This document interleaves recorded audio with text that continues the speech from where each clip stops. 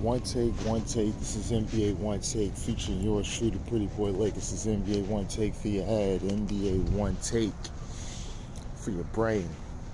Coming to you live from Newburgh, New York. This is NBA One Take, March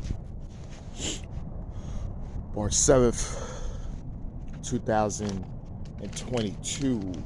And for me, it's 3 games on the docket. 3 games on the docket. Your first game is the Celtics and the Cavs. This is a great game with a lot of drama, a lot of back and forths, and you see Grant Williams missing 2 clutch free throws at the end of the game. The forced the game to go over to overtime, and he told Donovan Mitchell before he missed, "I'm gonna make them both." And I'm like, when they caught the audio, I was like, oh, bro. That was insane. That was insane. But the Cavs here get the win, and it was just a really, really, really good night. Celtics is playing without Jason Tatum, who's out. But Jaylen Brown had 32, 13, and 9. He had a good night. And Michael Brogdon finished with 21 for the Celtics as they lose in overtime to the Cavs. And for the Cavs, they was led by my man Donovan Mitchell. He had 40 and 11 in this game. And Evan Mobley had 25 and 17. And Darius Garland finished with 17 points and 12 assists. Man, this Cavs team, people are saying that they don't have the experience. That they think they're going to get bumped in the first round and things like that. I don't kind of see it that way. I think this is like growing to a point. I think, look, the playoffs is about matchups, right? Can I see them going to the conference finals? Hell yeah. I'm not saying it's going to happen, but I think that's a ceiling for them because I think the young guys on the team can do something that the experienced playoff teams has never seen before.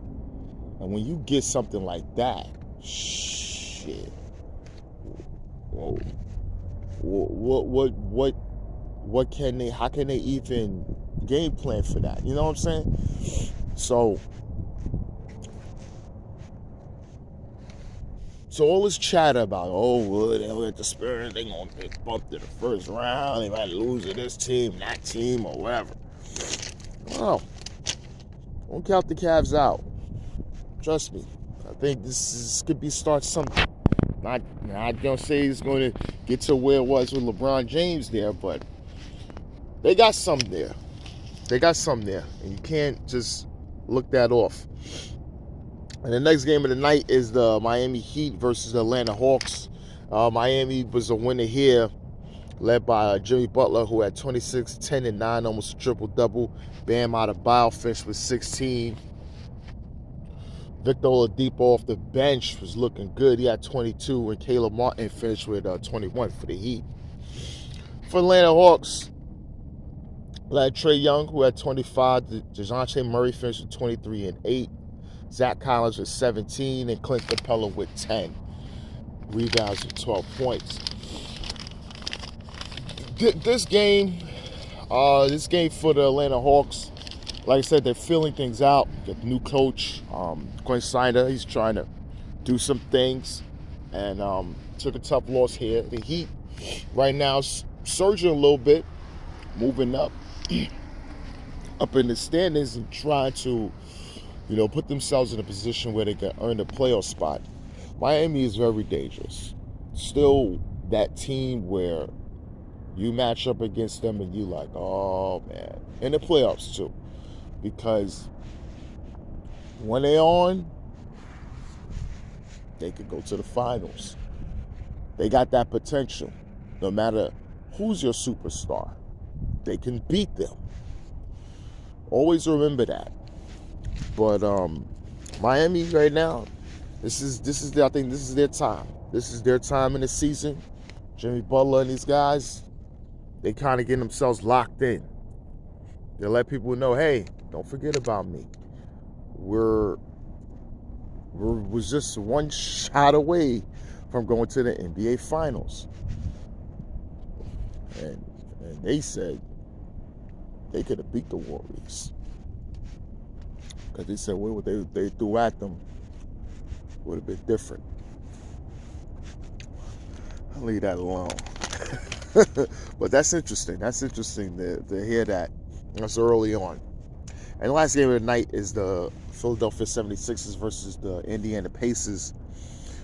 Sixers get the win here, led by Joel Embiid. He had 42. Just another great night. Tyrese Maxey had 24. James Harden had 14, 20 assists and 9 rebounds. Jalen McDaniels finished with 20. Shake Milton had 15 for the Sixers. And for the Pacers, they had Tyrese Halliburton had 39 and 16. Jordan Nwora had 16, and Buddy Hield finished with 15 and 8. The Sixers right now is, they're getting themselves primed and ready. They're getting themselves ready to do something and get in the standings. And Joel Embiid, for the most part, is my MVP. That's who I got, based on just everything I'm seeing from him. And that's who I got right now. I mean, before I had Giannis, I don't know. It's between those two to me.